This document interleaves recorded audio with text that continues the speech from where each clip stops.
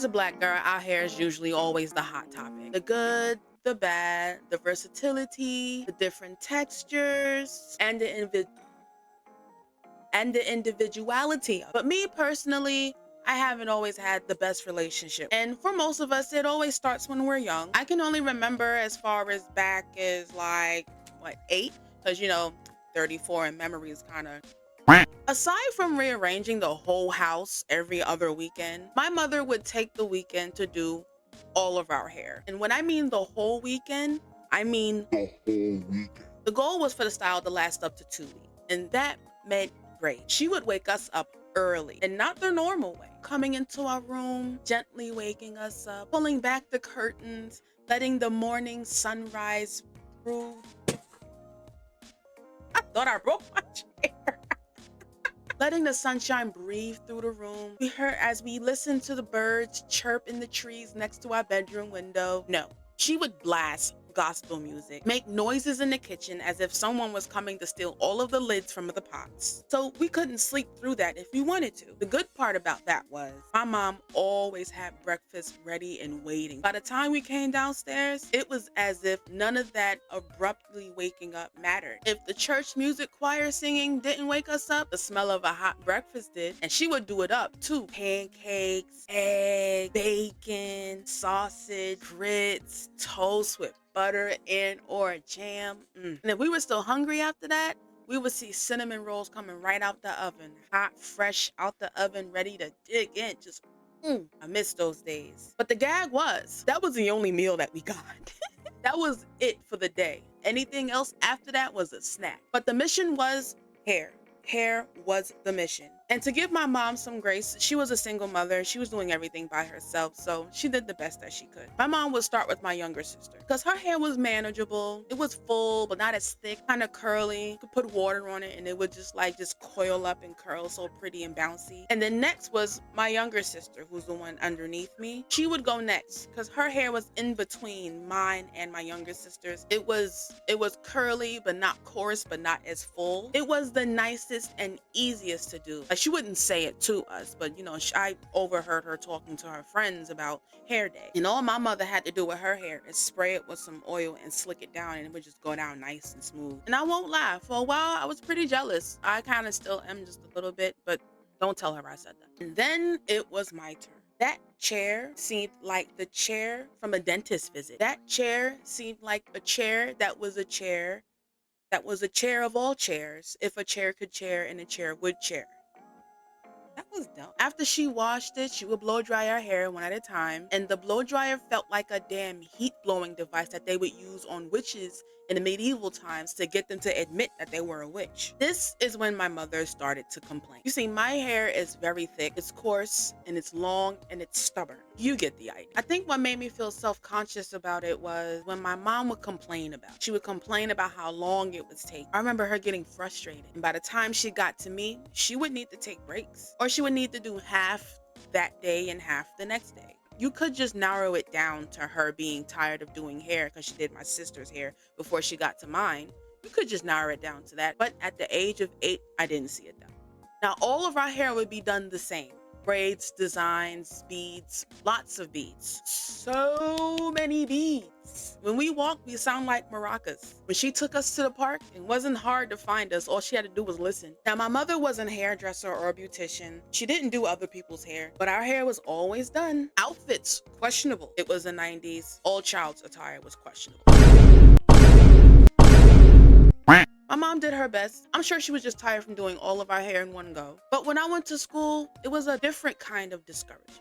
Kids are mean, especially girls. Now, not all the time our hair was able to be braided. We had to end up with barrettes and clips. Well, my mother would try to do barrettes and clips, and it worked out well for my sisters, but it didn't always work well for me. Because the braids kind of hid my true texture. Sometimes she would do like quick styles to kind of like hold us over until she got a chance to do it. And I didn't have the kind of hair that you could put in a ponytail. My hair didn't look like the other girls' hair at school, so I kind of stood out without even trying to. Unfortunately, I don't have many good elementary school stories. They would call me name, Happy Nappy, Birchie. No idea what that meant. All I knew was that it hurt my feelings. A few times girls would pull my scrunchies out, take my barrettes out of my hair. The boys chimed in with their antics. One time, a boy snatched my scrunchie out of my head, threw it on the ground, and spit on it, and then threw it at me. This happened during recess, so of course no one saw. A boy even cut my hair in class while I was putting my head down in middle school because someone dared him. I can go on and on about my elementary school experience, but I'd rather talk about that in another video. Another thing that made me self-conscious about my hair was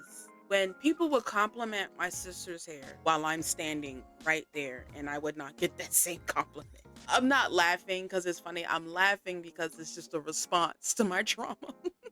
But to a girl who already hates her hair, that made me feel even worse than I already felt. My hair was always being compared to my sister's hair. And I'm sure my second sister felt the same way because my younger sister, she just had the best hair.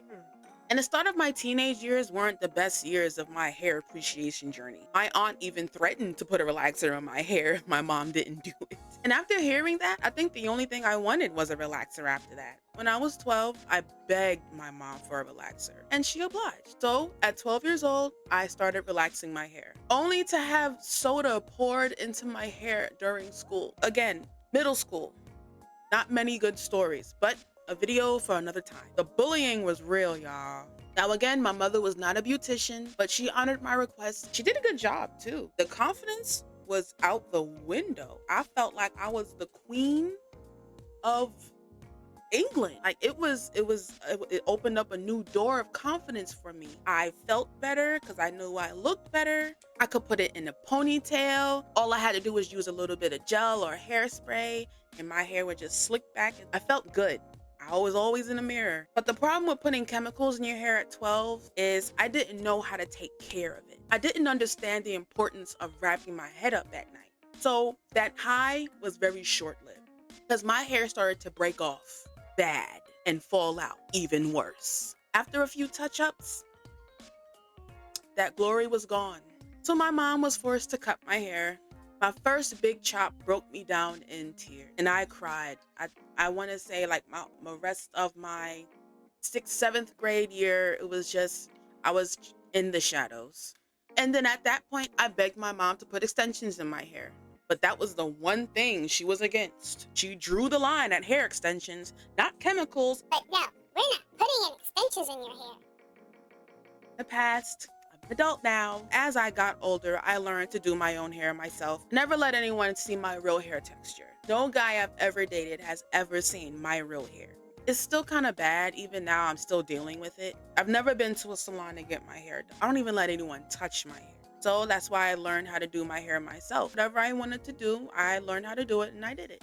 If I see a new wave of hairstyles coming in that I like, I'll just learn how to do it and I'll do it myself. Even if it takes me a week, I'm gonna get it done. I'll just do it myself. And sometimes I'll do a pretty good job. I still struggle with the acceptance. I still struggle with the acceptance.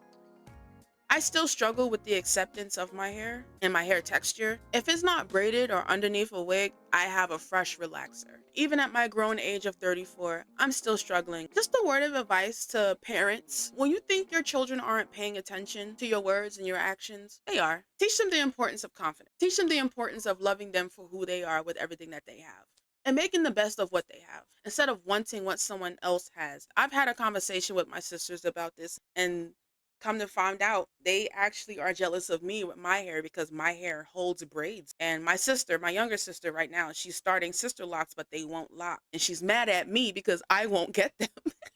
She wants to live through me with her sister locks. I'm just like, no, I can't. That's such a big commitment. I'm just not ready to commit to that. But that's all for this video. Thank you for listening to me rant. I wanted to try something else. Aside from the reactions, I would like for you guys to come with me on this journey, my YouTube journey. But thank you guys for checking me out. I tried to throw in a few more jokes in this video, but this was a very sensitive topic for me. So I think I did a decent job. And I wanted to share with you guys because we're friends. Oh, we're not friends? We are. Because I said we are. But anyway, that's gonna be the video. Thank you guys for checking me out. Don't forget to like and subscribe, and I'll see you guys in the next video. Bye.